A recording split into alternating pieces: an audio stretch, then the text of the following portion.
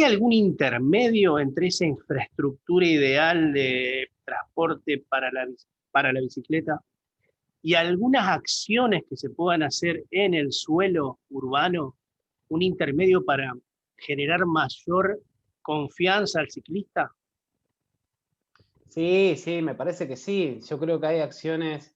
A ver, y por eso mismo, justo terminé la intervención anterior diciendo, no todo es ciclovías y bicicenda. Me parece que si no tenemos claro esto, siempre nos vamos a quedar con que la cicloinfraestructura, digamos, soluciona mágicamente cualquier problema, y no es así. Me parece que hay un montón de otras acciones que se pueden hacer en los usos de las calles, que claramente van en esta misma dirección. Nosotros estuvimos planteando también, no solamente nos quedamos con el tema de la movilidad, sino con esto de empezar a repensar la calle como un espacio probablemente, qué sé yo, de encuentro, de sociabilización.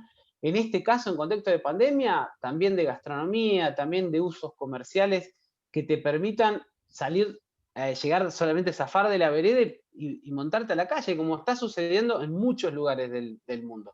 Eso en algún punto también le quita lugar al automóvil particular, también es una manera de empoderar a la ciudadanía, también es una manera de generar mayor democracia, me parece, dentro de la calle. Y ahí ya estás hablando de otra cosa, vos fíjate, estás hablando de suelo urbano, estás hablando de ciudad, estás hablando de algo mucho más amplio que la movilidad, porque la movilidad es una forma de usar el suelo, digamos, es una forma de usar la calle.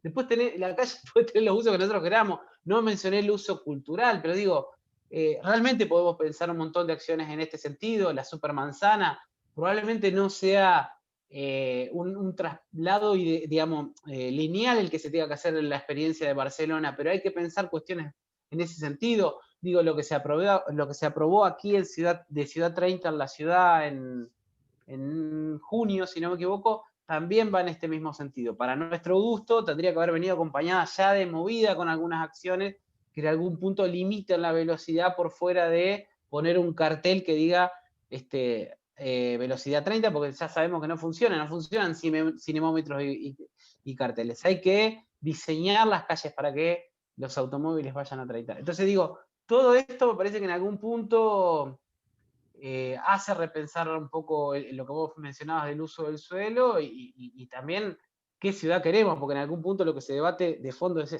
eso. Pero estamos en un momento donde los traslados están siendo restringidos y en algún momento va a volver ese traslado normal y en algún momento el colectivo no va a soportar, no va a tener la misma cantidad de pasaje, ni va a tener la misma demanda por miedo, por X cuestiones, y tenemos que tener previsto algo intermedio para que por lo menos tengamos mayor uso de las bicicletas, se fortalezca el uso de la bicicleta. Por eso yo hablaba de algo intermedio, que bueno, que me parecía también que más allá de la profundización y que es real que hay que discutirlo, también hay que empezar esa medida que planteaba Joaquín. Sí, eso, digamos, esto me parece que lo que vos decís es fundamental. Es decir, cuando se liberen actividades, ¿quién va a absorber esos desplazamientos? El transporte público, toda la vida dijimos que era la columna vertebral de la movilidad urbana, está en cuestionamiento y no sabemos cómo se va a reconfigurar. Entonces, lo que me parece central lo que decís de cómo pensamos, cuáles son las alternativas que vamos a brindar a la sociedad para volver a desplazarse en la ciudad cuando las actividades liberar un poco más las actividades lo permitan.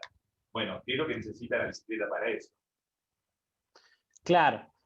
La verdad que es clave lo que están planteando, porque yo creo que así como decíamos al principio, que la pandemia fue como un trampolín para la bicicleta en términos de venta, en términos de reparación, en términos de explosión de su uso. Lo negativo que va a tener la pandemia es una fuerte estigmatización del transporte público, que como ustedes decían recién, es claramente la columna vertebral de esta ciudad y de cualquier ciudad. Si nosotros pensamos que con la bici solucionamos, o sea, digamos, Dinamarca es Dinamarca, pero le llevó 40, no sé, 60 años retomar la senda que habían abandonado, porque todas las ciudades del mundo abandonaron la senda de la movilidad sostenible al cambiarla por el auto, ¿no? Bueno, no es que fue de un día para el otro y esto tampoco va a ser de un día para el otro. Y justamente en relación al transporte en público, me parece que le viene a asestar como no quiero decir una puntada de muerte, no es tan trágico, pero sí me parece que acentuó las problemáticas que ya venía teniendo el sistema antes de la pandemia. Y claramente hay que pensar una reconfiguración casi total, me atrevería a decir, ¿no? Y no es solamente aquí, digo, los porteños con el tema del subte lo mismo, aglomerados, digo, hay muchas cosas que me parece que van a cambiar de nuestra vida y en relación a esto no hay manera de pensar esto, porque el otro día veía un grafiquito en relación a esto que decían recién de cómo viene creciendo la movilidad en todas las ciudades y ya estamos, probablemente en un mes estemos recuperando los índices de marzo, digamos. Entonces, ¿quién absorbe esto? Y sí, claramente yo creo que el impacto sobre el transporte público va a ser muy grande, pero en la medida que no generemos también medidas que promuevan la intermodalidad y ya con esto llámese poner en funcionamiento la ordenanza que permita subir bicicletas al transporte público, llámese un sistema público de bicicletas con estaciones automáticas que sean el transbordo de muchas de las paradas y de muchos de los puntos de transbordo importantes que tiene la ciudad.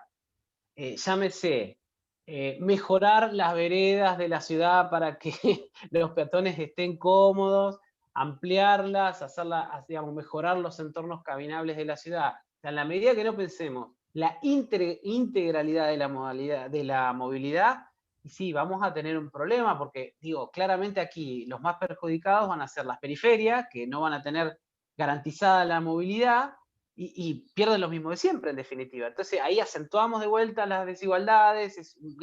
Digo, por eso yo planteo que este no es un problema de la bicicleta, como que somos unos chicos bien, digamos que se nos ocurrió andar en bicicleta. La movilidad es un tema serio de las ciudades, y que si no se lo resuelve y si no se lo toma con la seriedad que tiene, las desigualdades se asientan, mucho más en tiempos de pandemia, donde vos necesitas por ahí acudir a un hospital de manera rápida, necesitar acudir a un centro de salud, a un montón de instituciones que hoy, si bien funcionan de manera, digamos, con cierta alternancia, me parece que lo que hay que garantizar es vías rápidas para llegar.